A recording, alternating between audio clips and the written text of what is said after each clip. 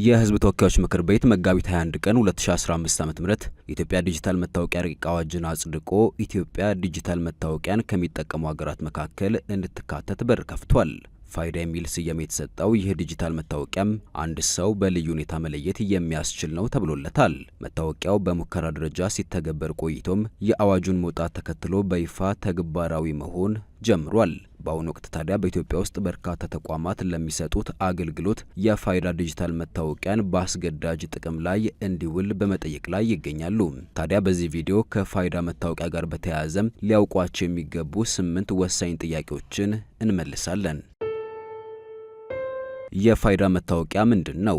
የፋይዳ ቁጥር የሚባለው የዲጂታል መታወቂያ ሲሆን ቴክኖሎጂን በመጠቀም የሰዎችን የተመጠነ ግላዊ መረጃን ማለትም የባዮሜትሪክና ዴሞግራፊክ በመሰብሰብ አንድ ሰው አንድ ነው በሚል መርህ እያንዳንዱን ዜጋ በልዩ ሁኔታ መለየት የሚያስችል ስርዓት መሆኑን የብሔራዊ መታወቂያ ፕሮግራም ያስረዳል።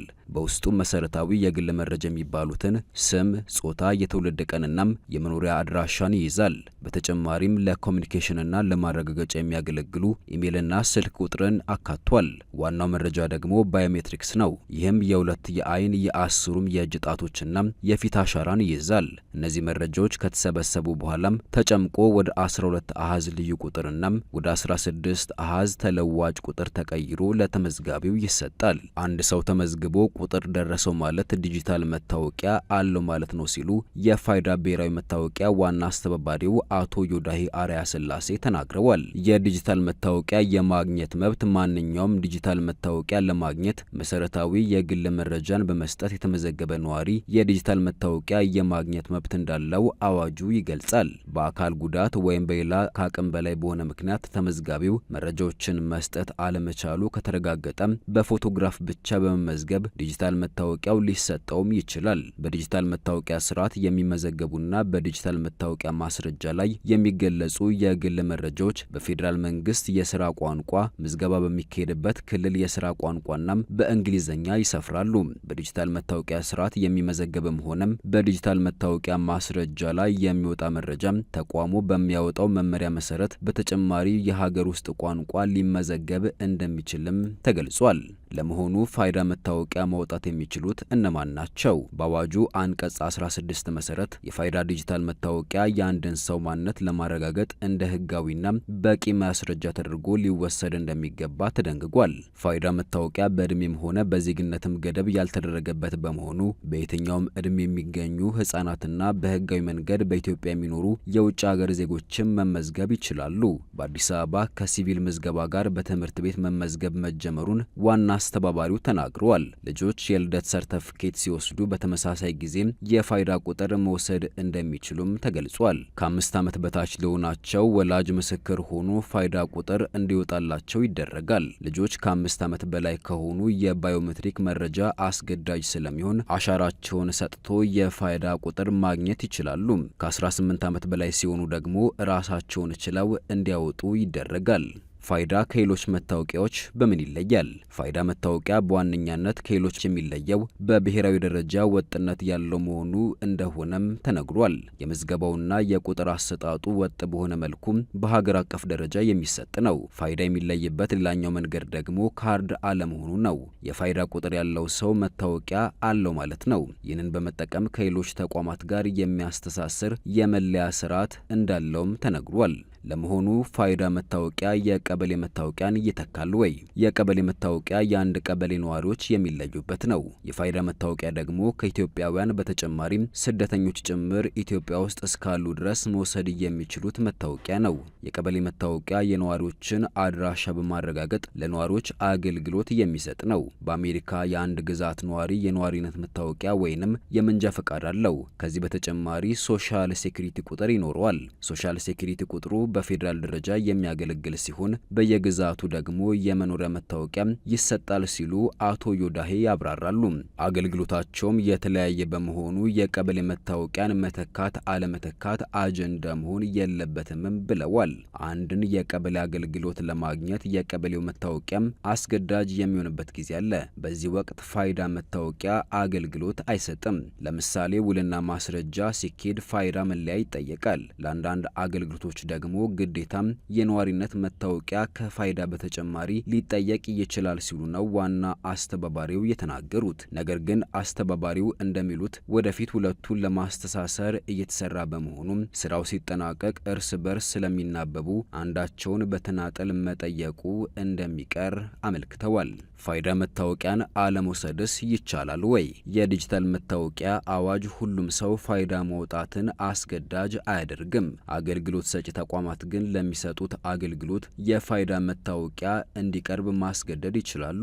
እንደ አቶ ዮዳሄ ከሆነም ፋይዳ በግዴታ ካልያዝክ መኖር አትችልም አይልም። አንዳንድ መሰረታዊ ለሚባሉ አገልግሎቶች ግን መንግስት ለዜጋው ደህንነት፣ ለኢኮኖሚ መሳለጥ፣ ለዲጂታል ኢኮኖሚው ግንባታና ሌሎችም ጉዳዮች ዲጂታል መታወቂያ ይጠቅማል ላላቸው ጉዳዮች አስገዳጅ ማድረግን ግን አዋጁ መብት ይሰጣል ሲሉም ተናግረዋል። ስለዚህም የተለያዩ አገልግሎቶች ከዚሁ መታወቂያ ጋር እየተሳሰሩ የሚሄዱ በመሆናቸው እነዚህን አገልግሎቶች ለማግኘት የሚሻ ሰው ለመታወቂያው የተመዘገበና ቁጥር ያለው መሆን ይኖርበታል። በመሆኑም በቀጥታ የፋይዳ መታወቂያን መያዝ የግድ ነው በሚል አስገዳጅ ሁኔታ ባይኖርም መሰረታዊ አገልግሎቶች ቀስ በቀስ ይህንን መታወቂያ ወደ መጠየቅ እያመሩ በመሆናቸው አስፈላጊነቱ የሚያጠያይቅ አይደለም።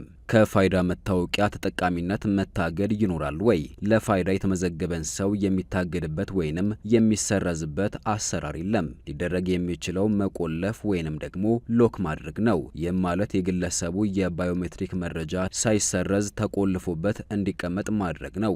ይህ ሂደት መረጃዎችን የሚያጠፋ አይደለም። በተመዝጋቢው ፍላጎት ወይም በፍርድ ቤት ትዕዛዝ የዲጂታል መታወቂያ ልዩ ቁጥር ሊቆለፍ ወይንም ደግሞ ከስራ ውጪ እንዲሆን ሊደረግ ይችላል። ለምሳሌ አንድ ሰው ከሀገር ቢወጣና መታወቂያውን መጠቀም አልፈልግም ቢል መረጃው እንዲቆለፍበት ይደረጋል። ወይም አንድ ሰው በመረጃ ስህተት ማለትም በግለሰቡ ወይንም ደግሞ የግለሰቡ ባልሆነ ምክንያት የፋይዳ ቁጥር ካገኘ ተቆልፎበት እንዲቀመጥ የሚደረግ ይሆናል። አንድ ሰው ከሞተ በኋላ ቁጥሩ ሌላ ሰው አይሰጥም። የተመዝጋቢ ሞት ከተረጋገጠ ተቋሙ ልዩ ቁጥር ሳይቀየር እንደ ጸና እንዲቆይና ለማረጋገጥ አገልግሎት ስራ ላይ እንዳይውል እንደሚደረግ በአዋጁም ተቀምጧል። ለመሆኑ በፋይዳ የግላዊ መረጃ ጥበቃ ምን ያህል አስተማማኝ ነው? ማንኛውም ተመዝጋቢ ፈቃዱን በግልጽ ሳይሰጥ በዲጂታል መታወቂያ ስርዓት የተመዘገቡ የግል መረጃዎችን መውሰድ፣ ማሰራጨት፣ ማተም፣ መጠቀም፣ መረጃውን መስጠት ወይንም ደግሞ ቅጂውን ለሶስተኛ ወገን ወይም አካላት መስጠት ወይንም ደግሞ ይፋ ማድረግ የተከለከለ መሆኑን አዋጁ ደንግጓል። እንደ ዋና አስተባባሪው ከሆነም የአንድ ሰው አሻራ በፋይዳ መታወቂያ የመረጃ ቋት ውስጥ ስለገባም ባለቤትነቱን አጣህ ወይንም ደግሞ መስሪያ ቤቱን መረጃውን እንደ ልቡ ያደርገዋል ማለት አይደለም። በዲጂታል መታወቂያ ስርዓት የተሰበሰበ ማንኛውም የተመዝጋቢ ግላዊ መረጃም ባለቤት ተመዝጋቢው ነው። የግል መረጃ እንዲሰጥ የሚፈቅደው የፍርድ ቤት ትዕዛዝ ብቻ ከመጣ ብቻ ነው። ስለሆነም ለሶስተኛ ወገን ለግለሰብም ይሁን ለመንግስት መረጃው ያለ ግለሰቡ ፈቃድ አይተላለፍም ሲሉ ዋና አስተባባሪው ተናግረዋል። ስለዚህ መረጃዎች በሕግ ጥበቃ የሚደረግለት ከመሆኑ በተጨማሪ የተቆለፈ ወይንም ኢንክሪፕት የተደረገ መሆኑን ማስተማመኛ የሚሰጡት ኃላፊው የተቋሙ የመረጃ ሰራተኞች ማለትም ተቆጣጣሪዎች መረጃውን እንዲያገኙ አይደረግምም ብለዋል። በዲጂታል መታወቂያ ስርዓት የተሰበሰበ የማንኛውም ተመዝጋቢ ግላዊ መረጃ ያለ ተመዝጋቢው ፈቃድ ለሌላ ሰው መግለጽ፣ ማስተላለፍም ሆነ እንዲለወጥ ማድረግ የተከለከለ መሆኑም በአዋጁ በግልጽ ተቀምጧል። በሕግ ስልጣን ለተሰጠው ወይም በፍርድ ቤት ትዕዛዝ መሰረት የግል መረጃ ሊገለጽ ወይም ሊተላለፍ የሚችል ሲሆን በዚህ ሁኔታ በተገቢው ሁኔታ የተላለፈው መረጃ የሚያገለግለው ወይም ጥቅም ላይ የሚውለው ለተፈለገው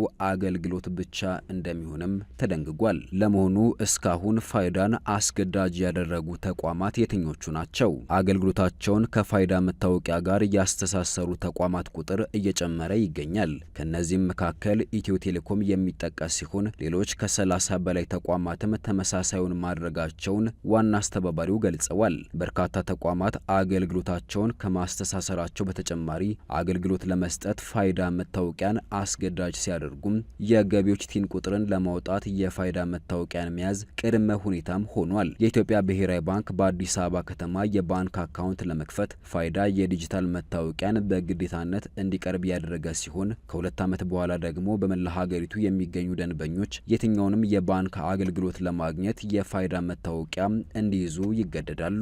ከሰኔ 24 2017 ዓ.ም ጀምሮ ይህ አስገዳጅ አሰራር በሀገሪቱ ዋና ዋና ከተሞች ተግባራዊ መሆን ይጀምራል። ከዚያም በሚቀጥለው ዓመት ታህሳስ ወር ደግሞ በመላው ሀገሪቱ የባንክ አካውንት ለመክፈት የፋይዳ ዲጂታል መታወቂያ መያዝ አስፈላጊ እንደሚሆንም ተገልጿል። በአዲስ አበባ አስተዳደር ስር የሚገኙ በርካታ አገልግሎቶች የፋይዳ ዲጂታል መታወቂያ በአስገዳጅነት እንደ ቅድመ ሁኔታም እያስቀመጡ ይገኛሉ። በተጨማሪም በርካታ የፋይናንስና ቴሌኮም ተቋማት አገልግሎቶች፣ የተለያዩ የመንግስት አገልግሎቶች፣ ሰነድ ማስመዝገብና ማረጋገጥ፣ የትራንስፖርትና መጓጓዣና ማህበራዊ አገልግሎቶችን በፋይዳ መታወቂያ አማካኝነት እንዲያገኙም እየተደረገም ይገኛል።